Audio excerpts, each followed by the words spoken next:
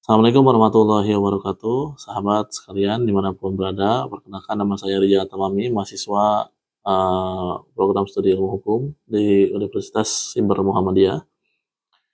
Izinkan pada kesempatan kali ini saya memaparkan beberapa uh, materi yang ini merupakan bagian dari tugas ujian akhir semester di mata kuliah Hukum Perlindungan Konsumen.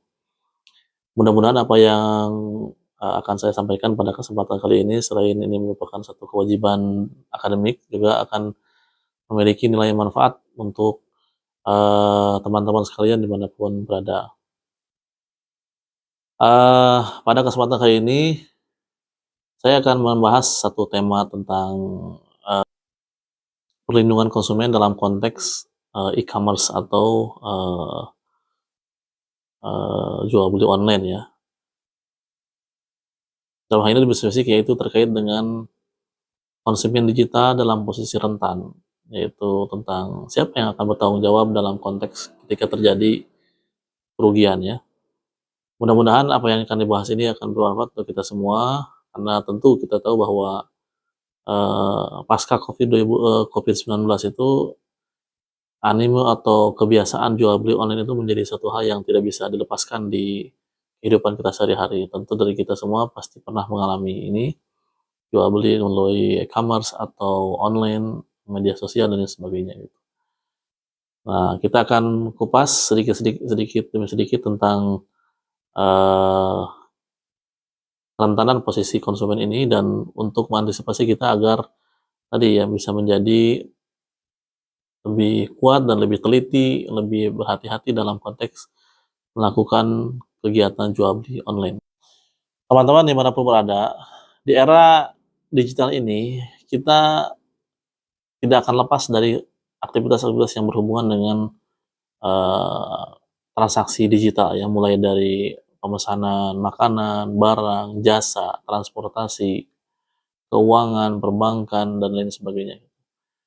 Semua hal-hal tadi pasti akan menjadi bagian dari kehidupan kita, karena tadi ya ada sisi praktis, cepat, dan mudah yang dilakukan oleh kita semua.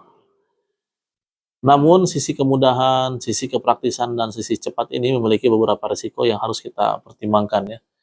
Nah, tentu ini harus menjadi bagian dari bentuk kehati-hatian kita dalam konteks melakukan transaksi sehari-hari dalam dunia digital ya. Nah, apa saja macam-macam hal yang harus kita hati-hati itu terkait dengan barang atau jasa yang mungkin tidak sesuai dengan iklan, gitu, atau jasa yang tidak bisa sesuai janji, misalnya, atau kerugian finansial hingga pelaku usaha yang saling melempar tanggung jawab ketika terjadi sengketa atau kerugian. Pertanyaannya, jika terjadi seperti ini, mengapa konsumen digital begitu mudah dirugikan, dan siapa yang sebenarnya harus bertanggung jawab ketika terjadi kerugian tersebut? Kita melihat misalkan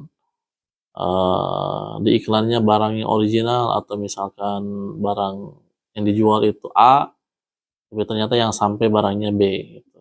Atau misalkan jasa yang ditawarkan meliputi beberapa item pekerjaan, tapi ternyata aktualnya mungkin berbeda. Nah, ketika terjadi seperti ini, tentu posisi konsumen berada dalam posisi yang dirugikan ya. Dan ketika terjadi kerugian seperti ini, siapa yang akan bertanggung jawab? Apakah kerugian ini tetap ditimpakan kepada konsumen tersebut karena mungkin tidak hati-hati dan sebagainya, atau ada unsur lain yang harus bertanggung jawab, dalam hal ini pemilik usaha ya. Tujuan dari presentasi ini adalah untuk menjelaskan mengapa konsumen digital begitu dalam posisi rentan ya, kita anggapnya. Kemudian juga kita akan mengurai bentuk-bentuk kerugian konsumen dalam transaksi digital itu apa saja. Dan yang ketiga adalah menjelaskan siapa yang bertanggung jawab atas kerugian tersebut menurut hukum perlindungan konsumen ya. Mudah-mudahan apa yang akan kita bahas ini menjadi relevan. Apa saja? Kenapa? Kenapa topik ini menjadi sangat relevan? Karena hampir semua orang saat ini adalah konsumen digital. Tidak ada satupun dari kita, hampir dipastikan tidak ada satupun di antara kita yang tidak menggunakan item-item digital yang mulai dari untuk pengadaan barang, jasa, atau lain sebagainya.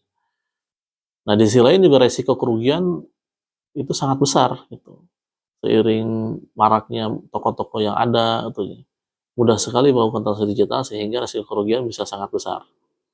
Yang ketiga, tidak semua konsumen memahami hak-haknya secara hukum. Kadang-kadang kita mungkin melihat satu produk digital yang melampirkan satu syarat dan ketentuan tertentu, tapi tidak semua dari kita bisa lebih teliti untuk melihat hak-hak mereka dalam pengadaan barang atau jasa gitu. Tahu-taunya sudah, lah kok begini, lah kok begitu. Nah, itu berarti tanda bahwa kita kurang teliti atau kutil kalau kurang teliti. Nah, pertanyaan yang muncul adalah sebetulnya siapa itu konsumen? Kalau ditinjau secara hukum, konsumen adalah setiap orang yang menggunakan barang atau jasa untuk kepentingan diri sendiri dan tidak untuk diperdagangkan. Atau kalau kita mungkin biasa mengenal dengan istilah end user ya, atau pengguna terakhir. Bukan bagian dari rantai distribusi yang seperti reseller atau distributor atau orang yang akan menjual kembali gitu dan sebagainya. Banyak sekali ya dalam konteks transaksi digital kita sehari-hari kita mengenal istilah seperti itu. Nah, dalam rantai seperti itu siapa sih disebut konsumen? Konsumen adalah ya tadi bisa disebut end usernya itu, orang yang memang membeli satu barang atau jasa atau apapun, dan barang atau jasa tersebut yang memang untuk digunakan untuk dirinya sendiri, bukan untuk dijual kembali ataupun untuk distribusikan untuk kepentingan tertentu. Sehingga dalam transaksi digital pun hubungan hukum antara konsumen dan pelaku usaha tetap ada, namun memiliki karakteristik khusus, yaitu tidak ada pertemuan langsung, konsumen hanya mengandalkan informasi yang berbasis digital, dan seluruh proses dikendalikan oleh sistem atau pelaku usaha. Nah, kondisi-kondisi ini menyebabkan ketidakseimbangan posisi antara konsumen dan pelaku usaha. Nah, kenapa? Karena hanya pelaku usaha yang mengetahui informasi jasa atau barang tersebut secara utuh. Konsumen hanya melihat dari sisi gambar atau deskripsi yang diberikan, gitu, secara sepihak oleh pelaku usaha, tidak bisa mengkonfirmasi, melihat secara langsung dan sebagainya. Kemudian juga secara teknologi, pengusaha tentu dalam posisi menguasai teknologi tersebut. Gitu. Artinya ketika pelaku usaha itu adalah pemegang toko, dia yang tahu persis kapan barangnya akan dikirim, apa yang dikirim dan lain sebagainya. Walaupun ada deskripsi tertulis gitu ya, tapi semua itu dalam penguasaan pelaku usaha. Berbeda ketika kita berbelanja di pasar secara langsung gitu. Kita melihat barangnya, misalnya kita beli mangga, kita lihat mangganya, kita bisa pilih langsung di situ mangga mana yang menurut kehendak kita, yang bagus untuk kita ambil, yang kurang bagus kita akan tinggalkan, dan semua dalam penguasaan dua belah pihak. Artinya kita bisa memilih secara langsung, menentukan keputusan secara real dan secara kasat mata. Berbeda dengan ketika transaksi tersebut dilakukan secara digital, kita hanya bisa melihat gambar-gambar atau testimoni yang disampaikan oleh pelaku usaha secara sepihak. Belum tentu itu benar, gitu. Sehingga posisi inilah yang menyebabkan posisi konsumen dan pelaku usaha tidak seimbang dalam kepenguasaan atau pengetahuan tentang objek yang diperdagangkan. Kemudian juga pelaku usaha memiliki kuasa untuk menentukan syarat transaksi. Nah, transaksinya memiliki ketentuan A, B, C, D. Kadang-kadang transaksi ini juga tidak syarat-syaratnya kadang-kadang tidak diekspos secara jelas gitu. Kalau kita mungkin lihat di pinggir jalan itu mangga misalkan 10.000, 10.000-nya saja besar. Ternyata ada tulisan kecil di pinggirnya 1/2A, ternyata mungkin cuma setengah atau kurang lebih seperti itu. Kadang-kadang kita melihat di dunia digital itu kalimat iklan yang begitu bombastis, tapi ternyata aktualnya ada syarat-syarat tersembunyi yang tidak diketahui secara khusus oleh konsumen.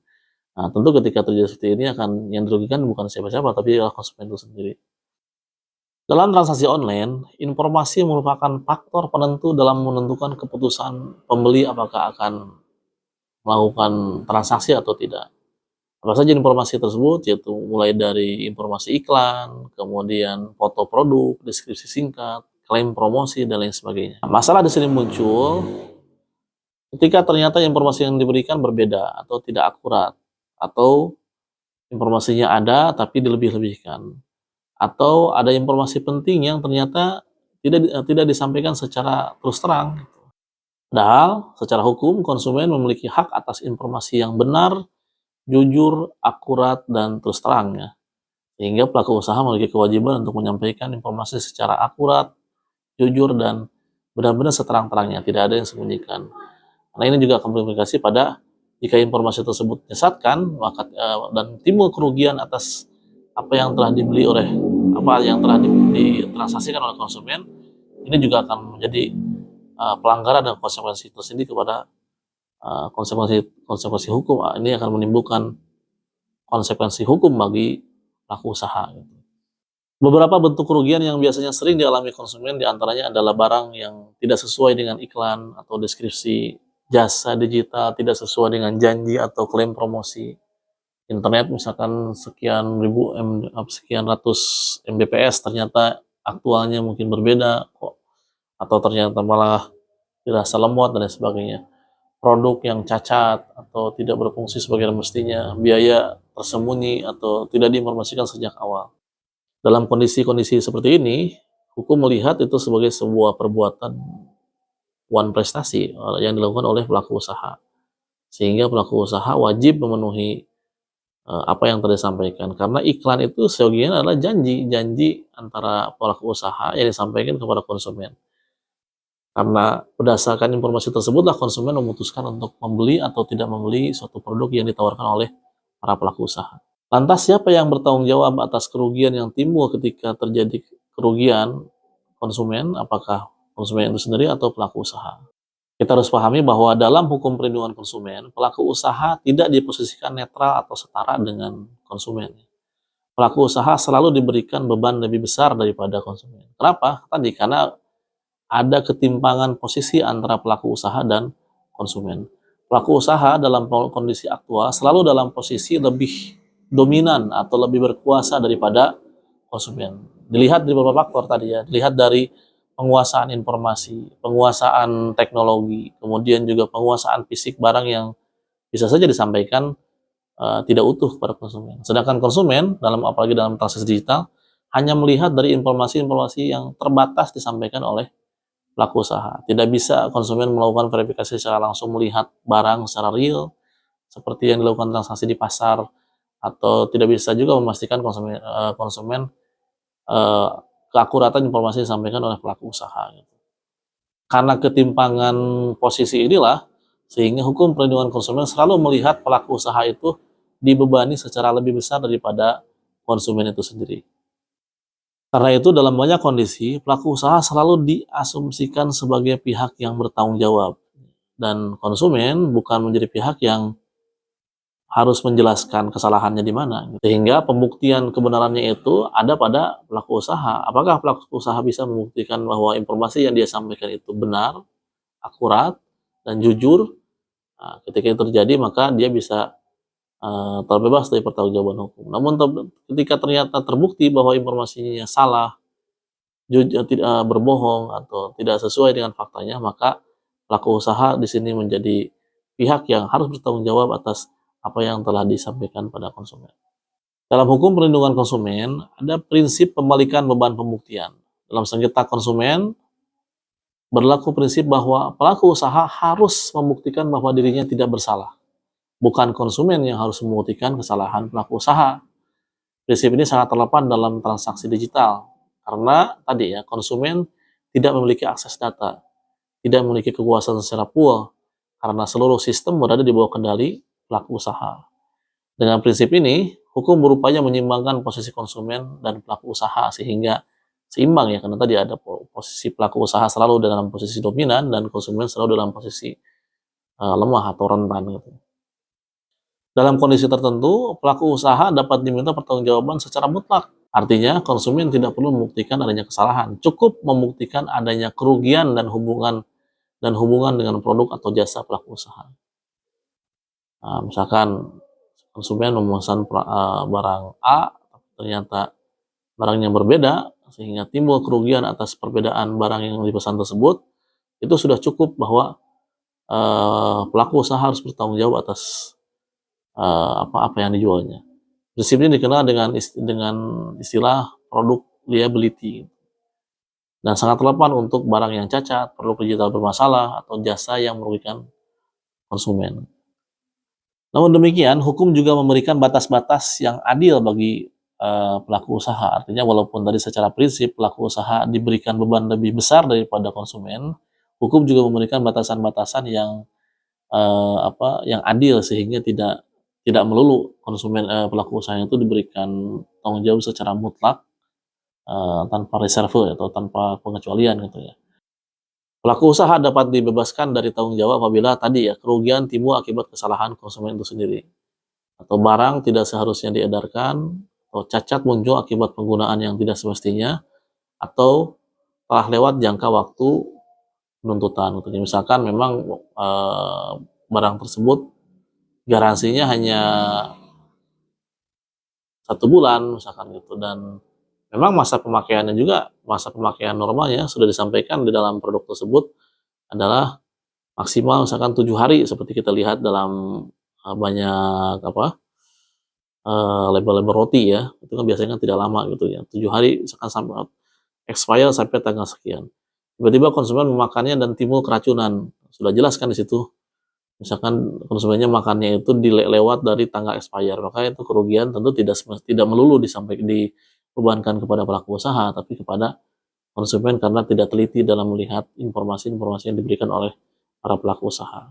Sehingga di sini membuktikan bahwa hukum perlindungan konsumen tetap pada posisi melindungi konsumen secara lebih besar, namun juga memberikan batasan yang adil atas pelaku usaha sehingga tidak semena-mena dalam menetapkan suatu batasan-batasan minimum atau standar yang harus diberlakukan oleh para pelaku usaha. Dari sini dapat kita simpulkan bahwa konsumen digital berada dalam posisi rentan karena ketidakseimbangan informasi dan kendali transaksi yang dikuasai oleh pelaku usaha. Oleh karena itu, hukum perlindungan konsumen menempatkan pelaku usaha sebagai pihak yang memikul tanggung jawab lebih besar atas kerugian konsumen. Dalam kondisi tertentu, konsumen tidak dibebani pembuktian kesalahan karena berlaku prinsip praduga, tanggung jawab, dan tanggung jawab mutlak. Kecuali dalam batas-batas yang memang sudah ditetapkan secara asal gitu. Seperti misalkan tadi ya, penggunaan barang yang tidak sesuai dengan semestinya, barang rusak atas penguasaan konsumen, atau misalkan pemakaian yang telah melewati masa seharusnya digunakan gitu ya. Dengan demikian, jawaban atas pertanyaan siapa sebetulnya yang bertanggung jawab dalam konteks kerugian yang terjadi jika terjadi dalam konteks transaksi digital, maka jawabannya adalah pelaku usaha. Sepanjang kerugian tersebut timbul atau terjadi bukan karena kesalahan konsumen. Jika barang tersebut ternyata dipesan A atau dengan jumlah yang disepakati misalkan 10, tapi yang datang ternyata berbeda, nah ini kan berarti memang murni tanggung jawab berada di pihak pelaku usaha. Ini penting agar konsumen tidak merasa sendirian dalam konteks kerugian, dan juga konsumen bisa lebih kritis untuk menuntut haknya secara hukum ketika terjadi kerugian akibat transaksi digital ya. Demikian presentasi yang dapat saya sampaikan pada kesempatan kali ini. Mudah-mudahan yang sedikit ini bermanfaat, tentu masih banyak kekurangan, dan mudah-mudahan kita bisa terus belajar, terus berhati-hati, dan bisa semakin lebih baik ya hari ke hari. Sekian, assalamualaikum warahmatullahi wabarakatuh.